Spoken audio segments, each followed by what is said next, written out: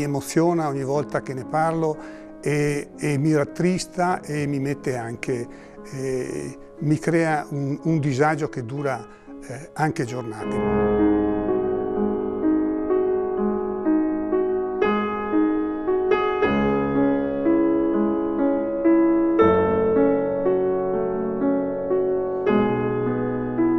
L'Italia è un paese fragile sotto il profilo ambientale e idrogeologico e non si fa la giusta azione, la giusta attività di prevenzione.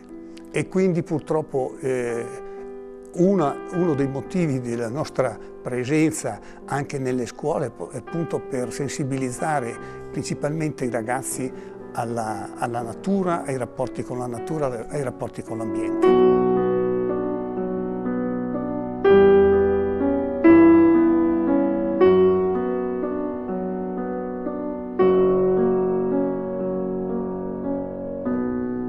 Il fatto di passare sempre davanti a quel muraglione di diga, il quale incombe anche sulla città di notte, con una luce che illumina, è una luce sinistra, per cui voglio dire viviamo continuamente con la presenza del Vajont.